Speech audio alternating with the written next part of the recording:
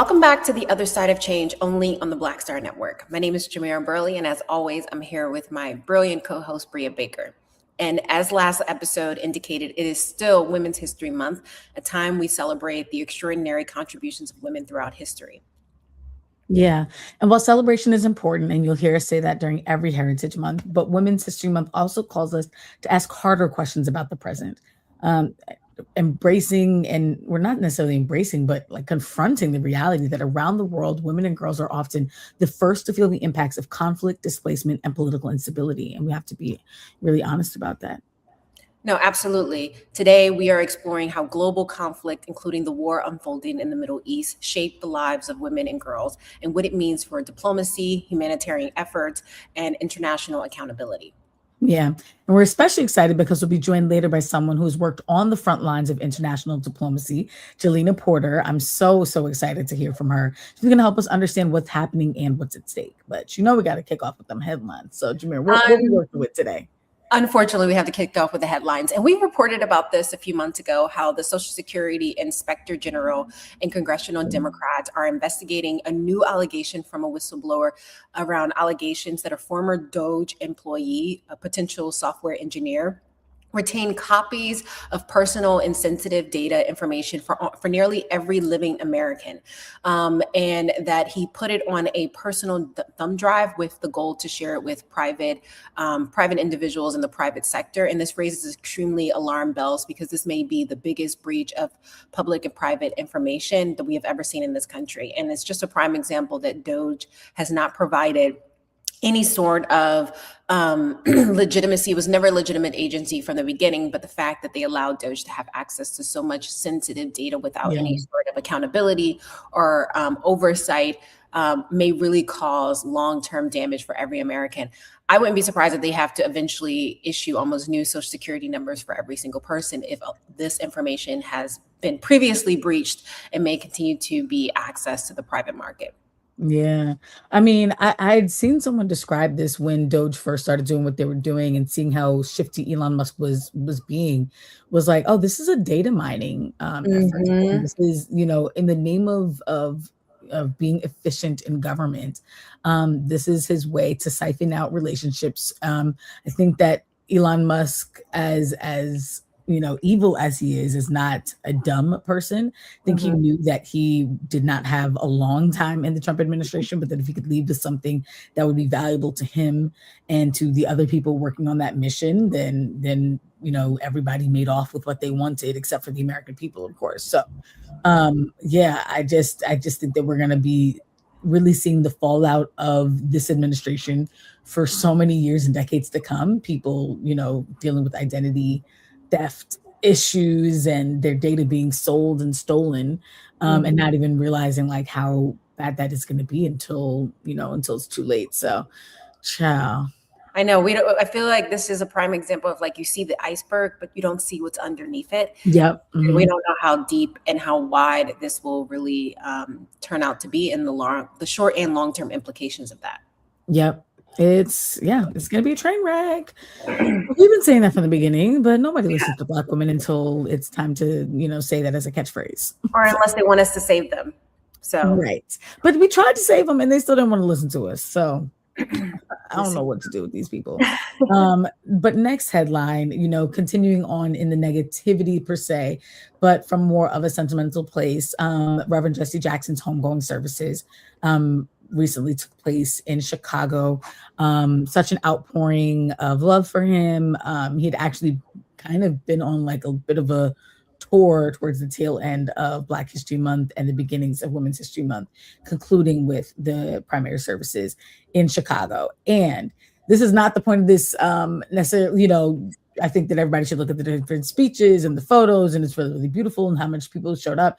But one thing that has been on my mind is that Reverend Jesse Jackson's son made some controversial remarks where he was, basically coming at the presidents who were there, who had spoken at length. And there's been such a debate about whether it was appropriate for, Jesse Jackson Jr. to say what he said about them or whatever the case may be. Something that I saw, which is that Reverend Jesse Jackson's granddaughter kind of came to his defense and was acknowledging, like, listen, you This is a man, a father, a grandfather at the end of the day, and everybody wants to grieve him, and everyone wants to show their Yep. respects, and is being rolled out the red carpet to do so. But at the end of the day, a family wants to grieve their loved one, and you have family members who are being like basically Apollo Theater swept off the stage to make Mhm. for presidents to give 30 minutes of remarks, and I really do resonate with what she was saying there. Like at some point, the family is like, "Hey, we want to just talk about our dad, our Yeah. husband, our father, our grandfather, or whatever the case may be. And we get that he means all of this to you all, but we're sharing him with you all. Can y'all share him back?" And I do want people to be just in general less judgmental of how people grieve. And maybe, Jesse Jackson Jr. could have said it differently, or maybe time and place, or whatever the case may be. But you don't know how you'll be in that situation until you're the one sitting on a stage with your father's funeral being live streamed to millions around the world, and all you want to do is say goodbye and do so in an intimate space. And I think we forget that these legends and icons have families who all their lives have had to share them, and damn, even in death, like we can't even let them like have their moments. So yeah, just I feel like we should be a little kinder in how we judge from the outside looking in. Yeah, I think it's really important that, to your point, that like we should not be prescriptive in how other people deal with their own grief. Yeah. Especially at a time when they, for all we know, right, like funerals are a clear example of people who will come out of the woodwork and claim to have been so involved and Mhm. inspired by who you are, but during your life they were nowhere to be found, and his Yeah. family are the ones who had to deal with the every single day issues of being a part of the Reverend Jesse Jackson's family, and like all of that entails the good, the bad, and the ugly. And so, Yeah. yeah, for me, I think it's a perfect time. I may not always agree with someone says, but to your point, Right, right. determine how they grieve, especially when they are grieving the loss of a loved one. Yeah. And people, I think, see have these weird parasocial relationships with celebrities, Mhm. icons, that they have more say and how a family member moves and operates when they are the ones not actually engaging with that person in a Exactly. substantial way. Yeah, So exactly. back up, relax. I see both of our next headline is in regards to this unnecessary Mhm. war that started off of preemptive strikes that we've now heard multiple different interpretations of why the preemptive strike occurred. And just to flag, like preemptive strike, there is nothing in international law that deems that preemptive strikes are okay. What you're doing is bombing someone, right? Like this is unilaterally bombing someone without congressional approval. And it's apparently Marco Rubio said that they did it because they thought Israel was going to bomb first and they were going to be blamed for it, and therefore they wanted to come out. It's just all backwards. But what's most disturbing about all of this is during these preemptive strikes, one of the first victims of this war in the Middle East, which now has developed into a war in the Middle East, is the fact that it bombed an Iranian girls' school on the first day of the US and Iran war, killing 175 people, including most of them being children who have no say in whether or not their country goes to war. And this information comes from a preliminary Pentagon investigation found that the US forces are likely the ones who bombed an Iranian girls' school on the first day of the U.S. war, including many children, after relying on outdated Defense Intelligence Agency target data that identified that the building was a part of an adjacent Iranian Revolutionary Guard base, not realizing that it has since become an elementary school. The findings, first reported to the New York Times and correlated with so many other outlets, could find that this is the worst case scenario where there's so many civilian casualties, and is a prime example that civilians are often the ones who bear the blunt of wars that are happening in their country and those around the world. So I just so many thoughts coming to mind. Number one, the US is a surveillance state.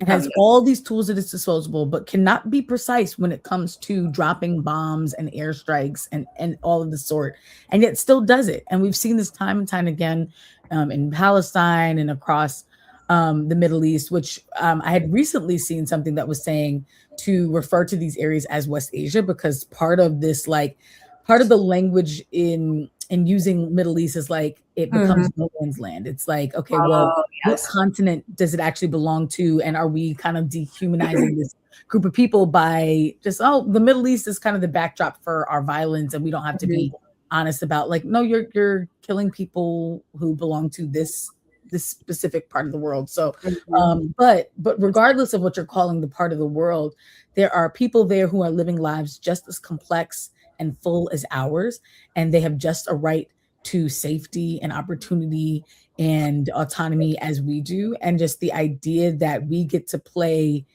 war in someone else's backyard, but the moment it comes to our steps, like, we're going to be crying and never forget for the next several decades. And it's like, as a New Yorker who lived through 9/11, who had an aunt who had to walk across that bridge home to Long Island, like, we cry during those moments, and then we don't acknowledge and take accountability when we're doing it to other people. And so it's gut wrenching to see the photos of children, parents sharing the photos that they'd taken that morning before they dropped their kids off, or at recent parties, and just seeing, like, these are babies who are becoming casualties in a war that Congress didn't sign off on, that we didn't ask for, that is being done in the name of who.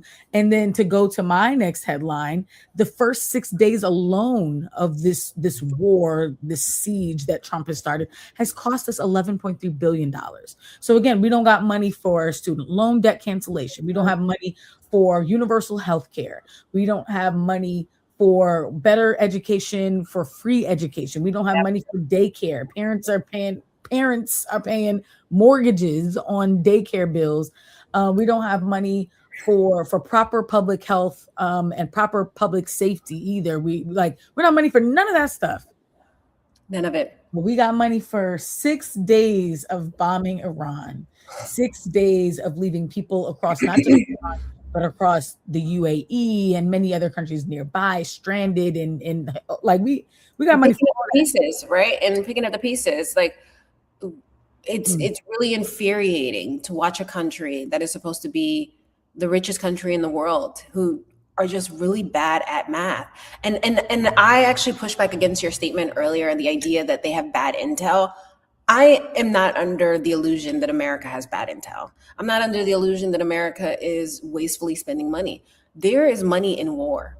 There is money in war. There is terror in bombing a girls' school, right? It is to say that no one is safe, especially those who are the most vulnerable, especially those who are next to a military base. And I think America uses this as a tool of war, and billions of dollars are being wasted while Americans can barely afford to keep their lights on. It's infuriating. It reminds me, that Tupac was right.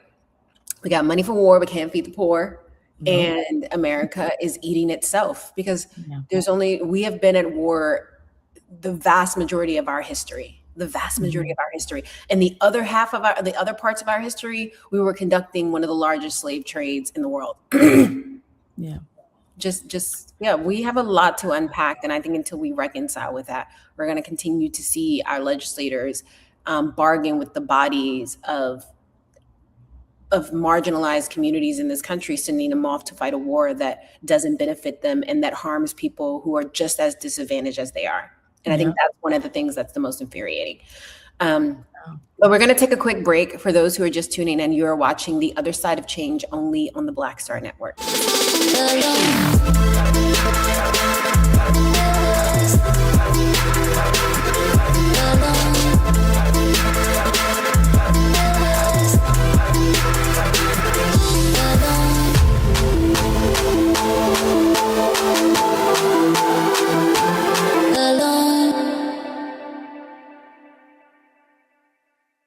I'm Brittany Noble, Midwest-born, HBCU educated with experience in newsrooms across the country. Well, I've teamed up with Roland Martin to bring to you The Breakdown. This isn't just news. It's our stories, our voice, our community. Join me for The Breakdown, Monday through Friday at midday, only on the Black Star Network.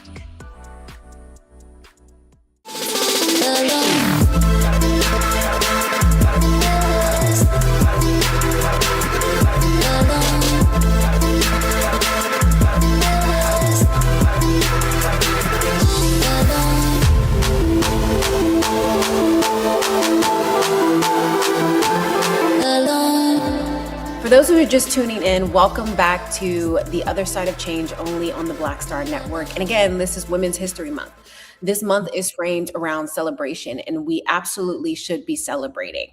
But we cannot do just be blinded by the achievements of women across every field imaginable, but also without talking about the millions of women and girls who are navigating very devastating consequences at the hands of war. Right. Yeah. If you look at the data, the numbers are staggering and absolutely disproportionate. According to the UN, women and children make up nearly 80% of people displaced by conflict globally. 80%. And you know, it's not women and children starting those conflicts. But when those bombs fall and communities collapse, women are often the ones carrying our families, finding shelter, protecting the babies, and trying to rebuild. Mm-hmm.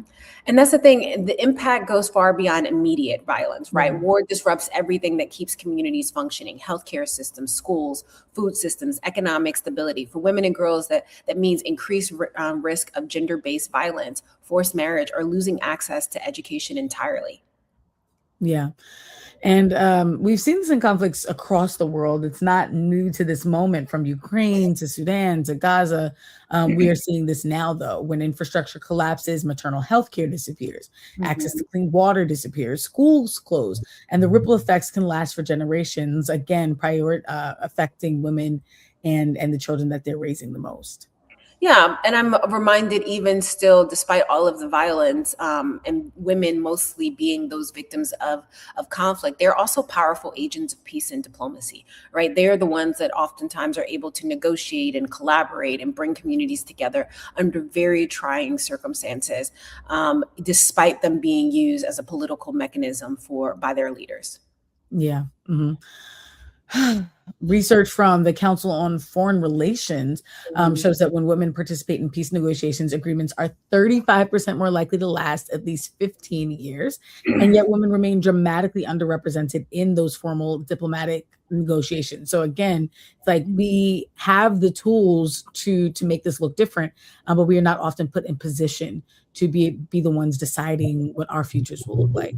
Yeah, and that's where the conversation about leadership becomes so important. Women leaders in diplomacy, foreign policy, and international institutions are bringing new perspective to issues in security, humanitarian responses, and global cooperation. I think it's also important to note that since the Trump administration started, we have hundreds of thousands of women, particularly Black women, who are traditionally in systems of change, like government, like international diplomacy agencies, that have been unemployed and have been part of the workforce. What is the role of women now? Those kind of institutions like USAID, the State Department, and other governmental functions not being in place that would have not prevented, but maybe lessened the blow of how this is going to impact very vulnerable populations. Yeah. I mean, and maybe could have maybe could have prevented. You know, it's not a silver bullet that, you know, having identity politics and having a certain group represented on that stage will mean no violence. I mean, we've seen that in the past with women in these positions, but there are so many progressive women who are ready to take the helm, but are being barred from those opportunities. You know, Jameer, you just mentioned it, but yeah, when we did that episode on Black women being pushed out, the agencies that they were being pushed out from the most were agencies like USAID, or local domestic agencies focused on things like education and healthcare. So attacks on women are attacks on our larger access to those things, our larger access to safety and health. And that's why we have to have today's conversation. It's not enough to champion women and be like, let's wear pink for a month, or, power to the, like, we're in a time where trad wife rhetoric and like language that is pushing women to think that they should be in the workplace, that being a stay-at-home whatever is ideal. And listen, if that's truly a choice that you make, amazing. But it's not something that should be pushed onto women. We should have the option to engage because we have something unique to offer. And so that's what I want to see us talking more about, that if we want a more stable and just world, women have to be present, not only in humanitarian responses, but also in the rooms where we're just making decisions about war and peace in the first place, because we wouldn't need as many humanitarian responses if we didn't have the conflict to begin with. Exactly. And I think I've said this all the time, women are the ones that they are the glue to any community you look around the world, right? They raise the babies, they set the culture, and they are rarely celebrated for those contributions. And I think especially in moments of conflict and war, right, recognizing that women are shut out of those rooms while still expecting to hold the fort down and keep the family together and bringing to communities, like the way in which resources are shared across communities can make a vast a massive difference. And those negotiations and sharing are done by women leaders without former titles or without any sort of compensation. And it's reconciling that if we continue to go down this path using women as tools of war, right, and put women out of positions of power, we're never going to get to the type of humanitarian and conflict resolution that we all want, both here in America and around the world, right? I don't know anyone who is not in a government position right now who is like, yeah, this war in Iran makes sense. Like, yeah, like let's go bomb a school, like let's go bomb a center city. And this is not just happening in Iran. We've also seen Lebanon being devastated by bombs coming out of Israel, because this is what we've seen over the last few months. This is not only a war of natural resources, but these are wars and oftentimes escalation of a land grab, right? Like we see this happening time and time again, of people using the illusion that harm is coming their way to grab more land and harm more populations. Lebanon, I've read reports that there are apartment complexes being hit with missiles coming out of Israel. So it's pretty frustrating. Oh yeah, but no, that's yeah. I didn't even see those fully. Oh, sorry, say that again. I said, I think that's why I'm excited for our next guest who works in this every single day. I formerly used to work in global development around education, and there are some intersectionalities, but this is so much bigger than just education. But I think education is one of the pieces that highlights that when war and conflict happens, children rarely get access to education, which can impact their ability for upward mobility for decades, if not generations. Yeah, exactly. Yeah.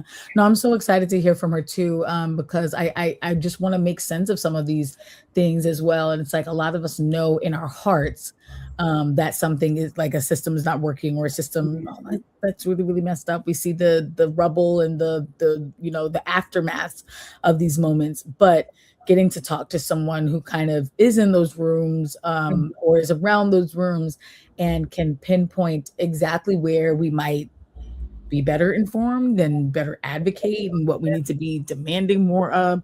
But also to your point, just really acknowledging that, none of these politicians and leaders and executives can claim to be pro-women so long as they fuel conflict like this. I mean, we know for damn sure Trump ain't pro-women. No one in the Republican Party is pro-women. Y'all can't say that while at the same time stripping women of their basic human and civil rights here in the United States. Like, be for real. Like, I've read the Heritage reports and like what they're planning to do or what their goal, their ideal world vision for the United States does not include women having access to the same rights and privileges that men do. And there's nothing in me that believes that at the same time they're trying to hide the Epstein files, they're also claiming that this is about protecting women's rights. Say that. For real. Like, be for real. And also for those who are watching who are always complaining about immigrants, or saying that immigrants are taking your job, or saying that we have too much of an influx of immigrants coming to the United States. Immigrants come to the United States because we destabilize their countries. Immigrants come to the United States because we've put dictators in power and have extracted resources that prevent them from getting access to getting their most basic needs met. That's why people come here. They do not flee their home of origin for funsies. They do so because we've destabilized their country. Yeah. So for those who and that's where it becomes like the conservative language is so nonsensical, because they will both want to destabilize other nations and then not want to deal with the fallout of it, as opposed to if you're someone who is truly like, listen, protect our jobs, protect our borders, then prevent the conflict that sends people in our way. Like we owe it to people whose nations we destabilize to then provide them safety, because we are the reason that they are seeking safety. Same with abortion access. Like, okay, you don't want to provide abortion, access, and reproductive care. But then when people are having kids that they can't pay for, you also don't want to fund any of the benefits that will allow people to better raise their families. But also they don't want to make sure that schools are teaching girls about reproductive health and actually knowing their body so that they're not having unprotected sex. And they damn sure don't want to hold the men accountable that are largely responsible for teen pregnancy, right? Yep. The vast majority of teen pregnancies are not happening between two teens. It's happening between a teenage girl and a grown-ass man. So nuts. Insanity. But yes, again, we have lots to talk about today. And these are the falling around conversations we need. So exactly. So we're going to take a quick break and we are going to be back shortly with our guest. As a reminder, you're watching The Other Side of Change only on the Black Star Network.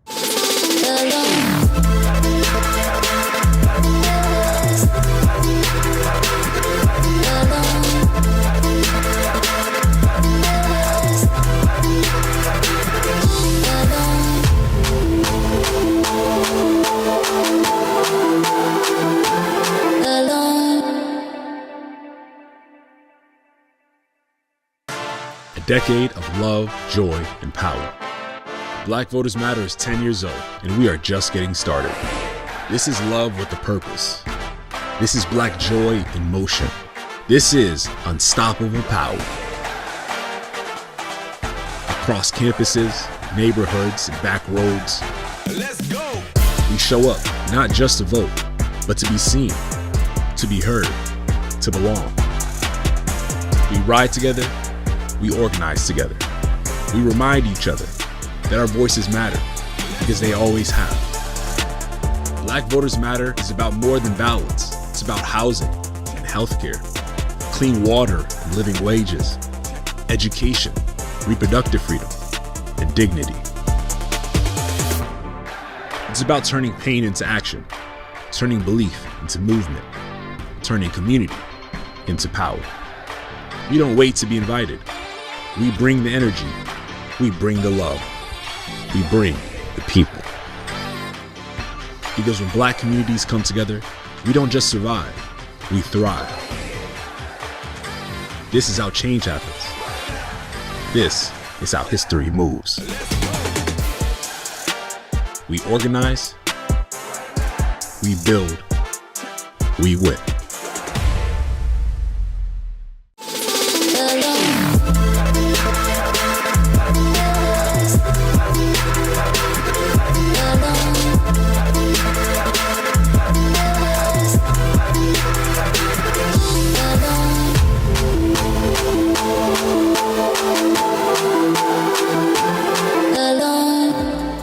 Welcome back to The Other Side of Change, only on the Black Star Network. So we're having our conversation about Women's History Month, but in the context of conflict and war and who bears the burden of that. And we have such an incredible guest here with us today to dive into all of the things. Jalina Porter is a humanitarian, an entrepreneur, and a political advisor whose career spans diplomacy, national security, and congressional affairs. In 2021, she made history as the first Black woman to serve as principal deputy spokesperson at the U.S. Department of State. As a Peace Corps volunteer, former professional dancer for NFL and NBA teams, graduate of Howard University, HU, Georgetown, and Oxford, Jalina has been recognized as one of the most influential Black Americans in foreign policy. And we are so grateful to have her on the show. Welcome to The Other Side of Change, Jalina. It's like we have Black history with us and women's literally history all Black, and we love all the things. Yes. Thank you so much for having me. Happy Women's History Month. Happy, what we said, Melanated March. So happy to be here. No, we're super excited to have you because I think, our audience, it's very easy for folks to just think about the things that are happening directly to their lives and not understand like the complexity of like foreign affairs and how that also will trickle down into your everyday lives. So I'm curious from, your perspective as someone who has worked in foreign policy. And we were recently talking before you joined about how global conflict disproportionately affects women and girls. How often, or what are the dynamics that often are overlooked in mainstream conversations about war, specifically as it relates to women and girls? Well, let's just cap the latter of what you said. It really is the story, the trajectory, the hardships, the displacement of women and girls that not only don't make the mainstream conversation. So I'm so grateful for the both of you for, caring and having this conversation. It certainly does not make Western mainstream media, and that's a whole nother conversation. So, when it comes to conflict, there's just a domino effect. So whenever there's instability, armed conflict, women and girls, you just see it happening, like a domino effect of everyone falling. You see them, their displacement gets rough. The amount of just harassment, both physical and sexual, the amount of intimidation is unspeakable. And, I had the unique opportunity to go to UNHCR, refugee camp, and it was a Syrian refugee camp. Was the largest refugee camp that hosts Syrians, and it's actually in Jordan, but it's at about 10 kilo from Syria. And I got to sit down with a lot of women and girls when I was there, particularly women who were, had to leave some of their families, so their husbands behind, or husbands who died in the part of the process of civil unrest. Women who had babies, like I literally, a woman let me hold her infant baby, who had infant baby, and also had young boys too. So single mothers who were left to rear their children alone in the confines of a refugee camp, though I felt like it was structured, it was very obviously organized. It's not the ideals that they have for themselves, right? It is obvious. And even them, just hearing that they want to really go back, it's their home, it's what they know, even though it's imperfect, right? Nowhere is perfect, right? I think even in the United States, other countries are getting warnings about us and not coming to visit us and what happens, right? So it's just tragic to have to know and hear that there are so many women who are suffering in silence, or who just will never be accounted for. And obviously we know there are lots of mainstream media here in the United States who have the bandwidth, who have the resources to report on the ground. And I'm a little biased because, when I've lived and worked abroad, I do think personally, international media, whether it's the Al Jazeera's of the world, the BBC's of the world, France 24, when you're hearing it from also an international perspective, they just have a very unbiased and unpoliticized way of reporting what's happening on the ground, right? And sometimes those stories get told, but it's usually still, even the imagery, it's usually men, right? And even in this conversation of enacting, women and women's role in conflict and resolution, you don't often see men working on these women's types of issues. Unfortunately, from my experience and my observation, it's not the most desired or sexy, if you will, in the foreign policy community. No, that's so true. It's women bear both the blunt of the impact, but also bear the blunt of like the labor of rebuilding and maintaining a level of peace. Even though they're rarely the decision makers. Absolutely. Yeah. I mean, going into that, I think that's what makes you so special in this like unicorn in the conversation we're having, because you have worked in those spaces, having worked inside the State Department, where, so much of our foreign policy is actually meted out. Can you help our audience understand how diplomacy actually works when it comes to crises like this, especially when people are wondering, like, how do we even get into a conflict with Iran? Like, why are we even there? Yeah. Well, why are we even there? This is undiplomatic because we don't mind our own business. That part. To really kind of tackle your first question is, diplomacy is really a tool that we use in the United States and really government to government to really push our strategic interests forward, and also to primarily resolve conflict and any kind of disputes that we're having peacefully, hence peacefully, right? But that doesn't mean that there is not knowledge and or coordination specifically behind the scenes when things are not so peaceful. So again, when there's war. So right now, again, what is it? Day 12, we're March 12th. So this war started on February the 28th. We're day 12 in this war, this U.S.-Israeli war on Iran, mind you, which was not done without legal congressional consent, which is, again, not abnormal for normal diplomatic relations. It's absurd because, number one, there's the big question of why. Yep. Why are we spending so much of taxpayer dollars when I'm sure all of us know there are Americans who are struggling. They can't buy gas, can't buy groceries, that we cannot, resolve a lot of our kitchen table issues. But then also, what are we getting out of this? The unfortunate part is that when a war starts, there's no timeline, right? We don't know when it's going to end. And I think we even think about how the current president campaigned, he's like, I'm going to end this war in Ukraine. I'm going to end it, blah, blah, blah. He's like, I'm going to end it the first day. And number one, it just doesn't work like that. And number two, has it ended? It has not. Right. And so I really just want us to, it's hard for someone like me, because it's like, I've kind of been in this for a long time, and people are like, well, we don't really see us, at these foreign policy tables. Like, well, yeah, because there are other issues that are near and dear to us, but they all kind of interact and counteract and intersect with each other. Mm-hmm. But when it comes to just operationally how we get involved, I'll just share an anecdote from when I was at the State Department. And mind you, of course, this was the previous administration. Usually policy and process usually does not change across administrations. However, from what I hear from my colleagues who are still there, it has changed, I guess, on the process side quite a bit. So February 2022 is when Russia launched its very unjust war on Ukraine. Mm-hmm. And just by way of background, I don't know if y'all have heard of that, a TV show. It's called Little Fires Everywhere. I think Big Fires Everywhere. Yeah. So there is a conflict and instability and civil unrest, big fires everywhere at every corner of the world, all the time, every hour, on the hour, all day and all night.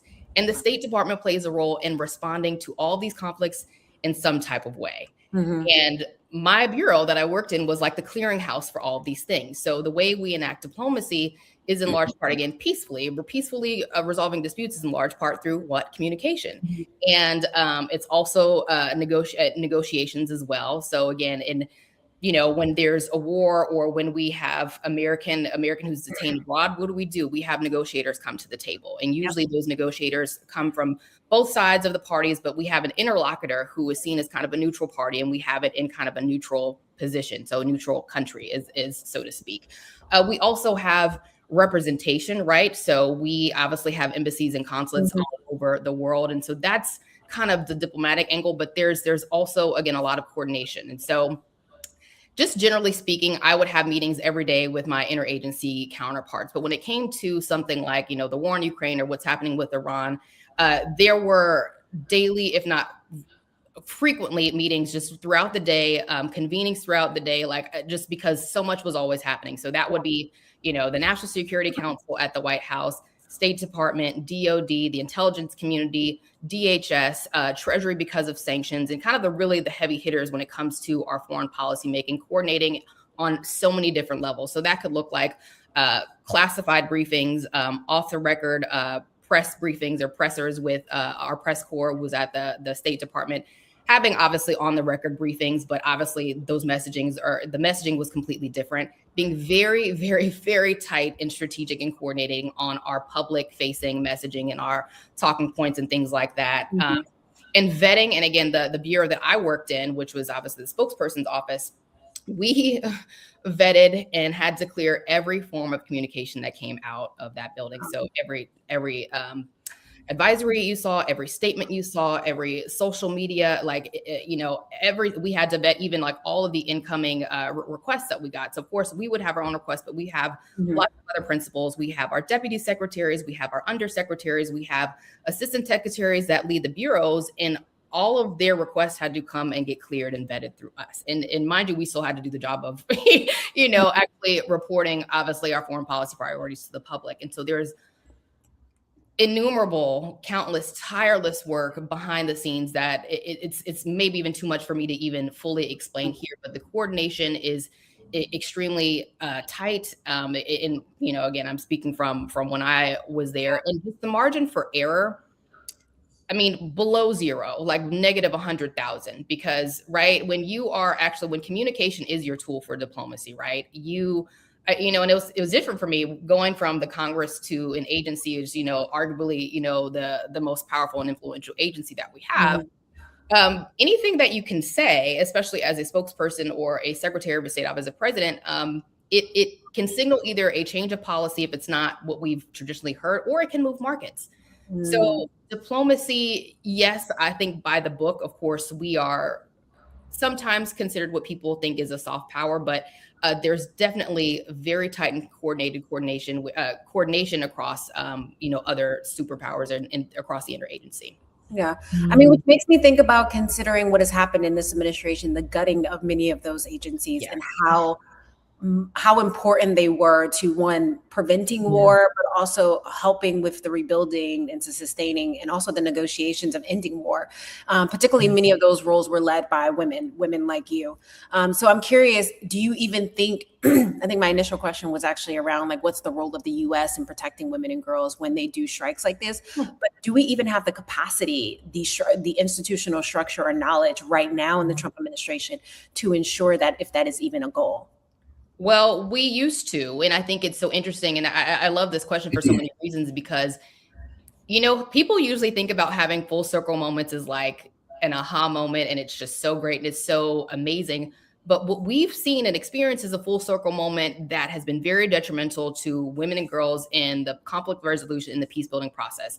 Let's take it back to 2017, when we had the Women, Peace and Security Act, a piece of legislation that had a widespread bicameral and bipartisan support, that was codified into law, that was signed by President Trump in his first administration. And when you look at all like the co-authors and the co-sponsors of this bill, it's just so interesting to how we went from, someone like a Kristi Noem, who was like, I love women and girls, to like, well, now she's leaving her role at DHS. But it's just interesting to see how someone like her, or, even Secretary Rubio, who also, even before he became secretary, had widespread bipartisan support, obviously among his colleagues and really even staff as well. I was too, because I just saw how he was and knew what he did as a senator, that I really, really respected and appreciated. Then you have people like a Jean Shaheen, who has just been a stalwart effort, and she's been very consistent through her lifetime, just supporting women and girls. But I think the hard part is that, again, we have an administration now, it's like you are having a different tune. 2017, it made us the only government to actually have a law that promoted the leadership of women when it came to the decision-making process of conflict resolution, the only one. And there have been so many other countries and governments who have, I think, like publicly stated that they would do something similar, but it made us stand out, and I think made us really showing why we're the leader on the global stage. Now, fast track to now, we have, Secretary of War Pete Hegseth, who was like, yeah, WPS, that's just not a thing. I'm taking it away. It's gone, or whatever the language. But then it was followed up by the president, who cut, this is hard for me as a returned Peace Corps volunteer who came from like a very, very, very small, modest budget of $400 million, which is not budgeted or moved at all. But you have DOD, or Department of War, who has $1 trillion budget, and you have the president cutting 90% of the WPS funding that went to the DOD that would administer these WPS programs that would help us on the ground, or help women on the ground when it came to areas of conflict. Another one too is probably lesser known. It's called GWE, or as we like to call it at the State Department, the Office of Global Women's Issues, which is housed under the Secretary of State. Now, obviously, a disbanded office because of what you said, all of these rifts. The State Department, traditionally has had, at least when I was there, over 30 just regional and functional bureaus. And then the secretary has specific offices. So, GWE was a longstanding office. The new office they had was, I think, the DEI office, which clearly is, that's not there. They disbanded that. Anything that was supposed to support any type of minority group it's just gone. And so it's sad. And then, going back to what you said about women's issues, not really getting the mainstream conversation. GWE did great work. And GWE, there was all kinds of reports and rollouts that the State Department did.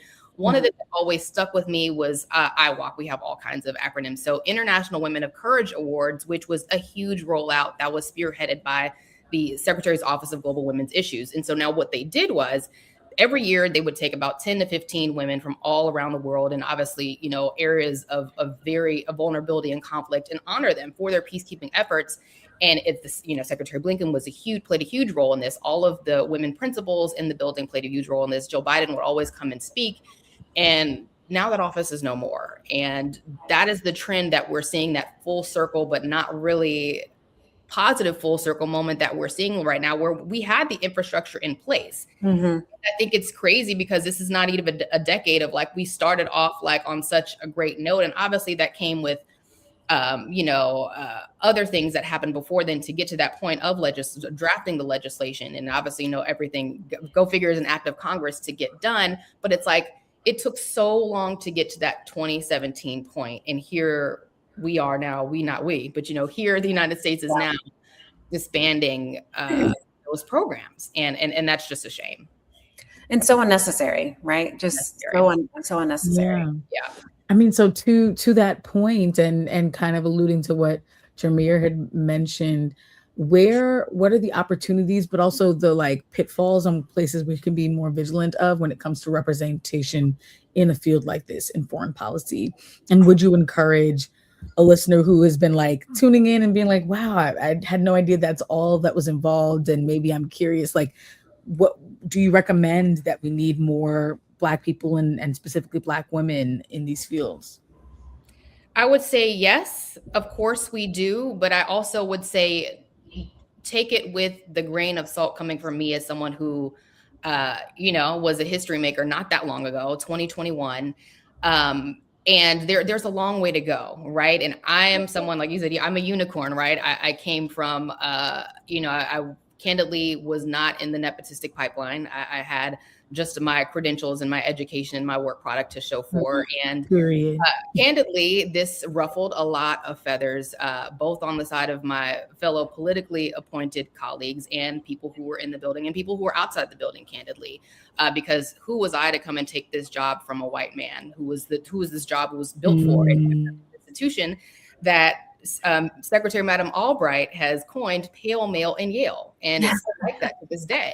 So who was I? This young woman, Black, and proud to be so, right? And kind of just different from the tone and tenor of others who have been in the building. It was a shock to the entire building, to the entire agency.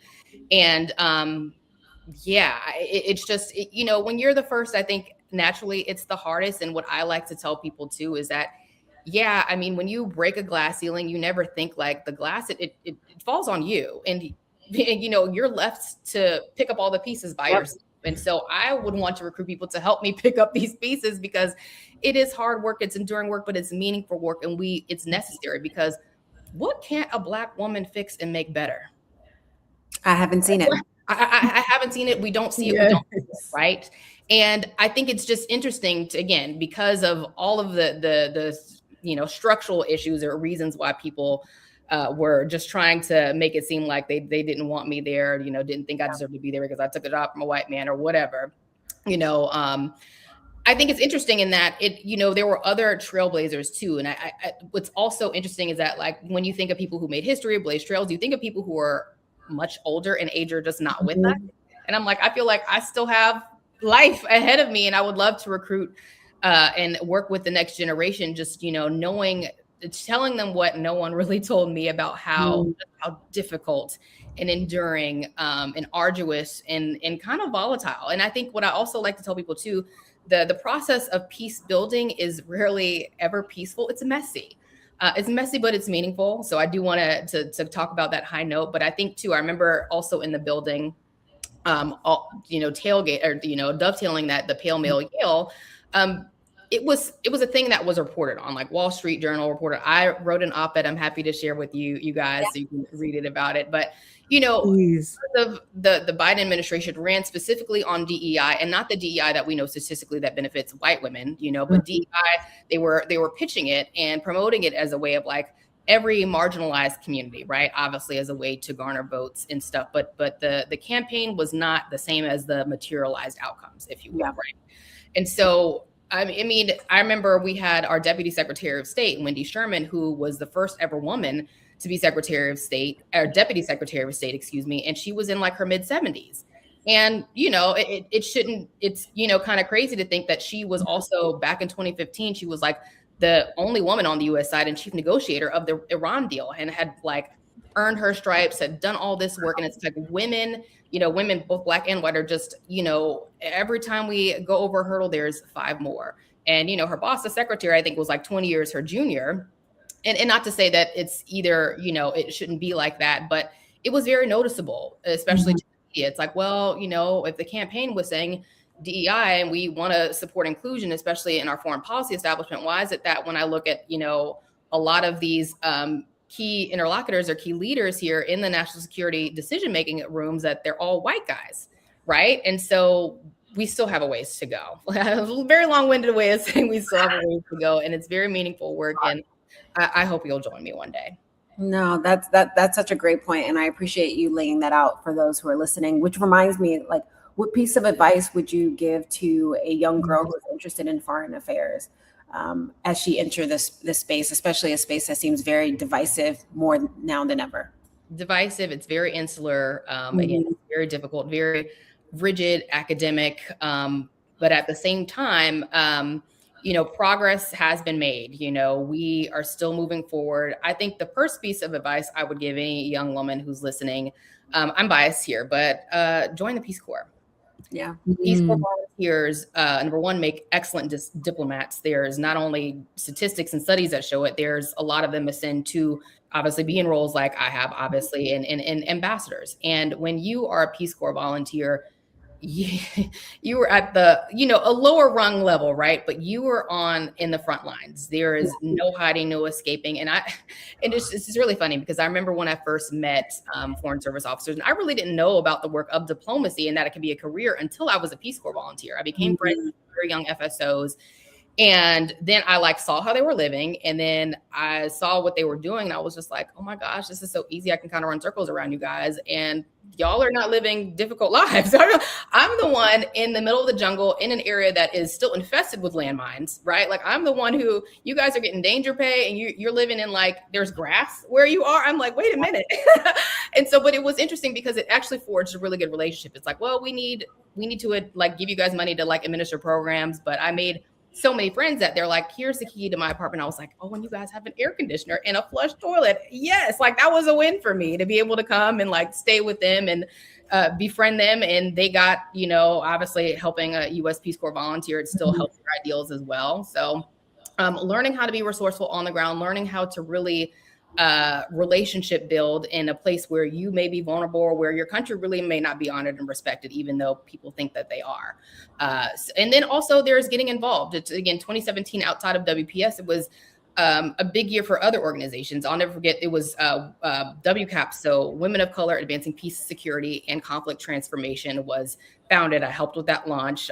It was such a beautiful launch. And clearly there is a need for people like us to do this work, right? And others organizationally, I'm in Links and Delta and things like that. And we do have, international work that we do within our organizations. And if women are parts of these other sororities and stuff like that too, there are work that you can do. And I want people to know that there's no one way to foreign policy or to do international affairs or aid, right? I think when you are, especially in some of these a lot more insular circles and institutions, people may try to make you think that that's the way to do it. But I mean, you can go obviously a congressional route, you can go a corporate route. Obviously, there's other areas of diplomacy that are more soft power, like our cultural diplomacy, our educational exchanges. Sports diplomacy is big. You see, and I think I talked about this recently.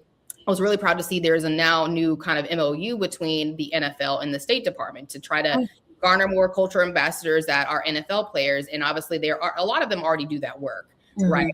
And so it was just like a natural connection. And so there are other ways you can, enact international affairs and diplomacy. And it doesn't just have to be the State Department or somewhere as, more traditionally rigid as that. But I hope you give it a shot. No, that's so true. There's international organizations, there's the UN, there's UN agencies, organizations, and there's not a lot of Black women from America in those positions. No. So your perspective will definitely be honored and uplifted, hopefully. Tell folks how they can continue to stay engaged with your work and follow along. Yes, please feel free to engage with me online.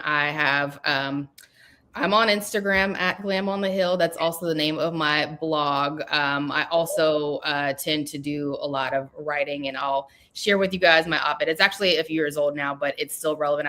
I still hear from people to this day about how impactful it was. And I still do commentating foreign policy analysis on TV, and I'll just kind of go rogue and do stuff on my own too, just because I think it's always nice to have a very unique and insider perspective, and a perspective, number one, of a woman and of a millennial and of a proud Black woman too. And all of that really helps, again, providing a world-rounded view of what we need to do to better enhance our foreign policy making process. No, yes. Thank you so much for joining us today. Please share the article. Would love to share it out with our Yes. Absolutely. when this episode becomes live. So, and hope you enjoy the rest of your day. And we definitely have to have you back on, hopefully under more better circumstances. Yeah, absolutely. We have to have like some sort of foreign policy fund. We gotta find something fun. The world is on fire, but we're gonna find. What did I say? Big fires everywhere. It's like, woo. Exactly. Yeah. Thank you so much. Have a great day. Thank y'all. Thank you, Jalina. So if you're just tuning in, we're going to take a quick break. You might want to rewind and watch that full episode, but we're going to take a quick break. You're watching The Other Side of Change only on the Black Star Network.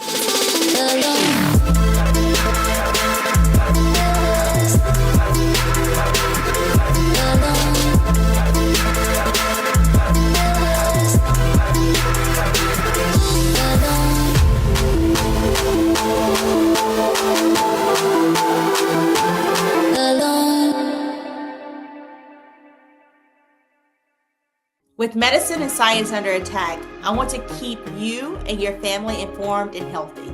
I'm Dr. Ebony Hilton, and I knew at the age of 8 that I wanted to be a doctor. So I studied hard and became the first African-American female anesthesiologist hired at the Medical University of South Carolina since its opening in 1824. And I always say I was made into a doctor, but I was born to be a mom. And as a new mom, wife, sister, daughter, and friend, I understand how frightening a medical crisis can be. I care for individuals on some of the worst days of their lives, and it's my mission to provide you with a safe space to gain clarity on issues affecting your mind, body, and soul.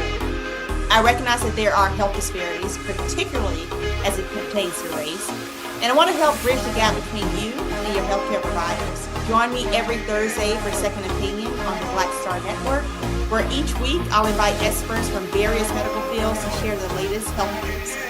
We'll discuss topics such as the vaccine debate, mental and sexual health, medical bias, infertility, menopause, andropause, nutrition, and aging. Together with my medical colleagues, we aim to provide you with a second opinion. Don't miss it, Thursdays only on the Black Star Network.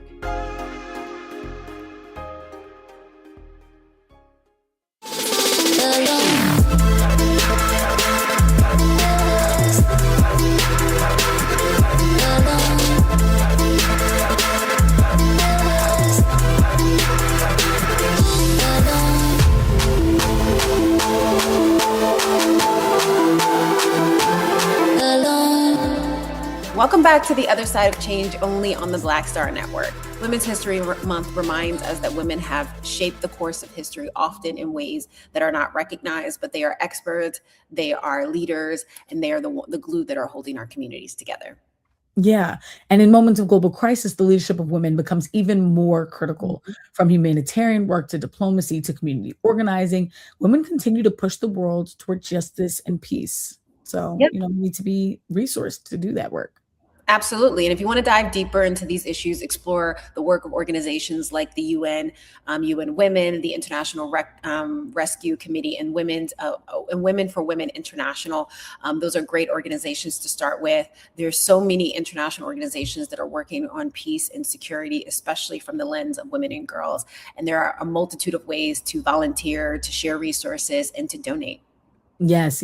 Another one that I'd offer up, especially if you're someone who's thinking about a young woman in your life, is Girl Up, which is a sort of like sub-organization of UN and UN Women, but that is specifically, engaging young girls. Jameer and I have both been connected to the Girl Up space across our various different, careers and collabs. So that's one if you have a young girl in your life who wants to find a place to explore her passion for foreign policy. But for people of all ages, it's important to continue to learn and stay informed and support women leaders who are working toward a more just and peaceful world. Couldn't agree more. And you've been watching The Other Side of Change only on the Black Star Network. Again, remember to stay informed, support women leaders working on a more just and peaceful world. And as always, do not comply in advance. Have a good day.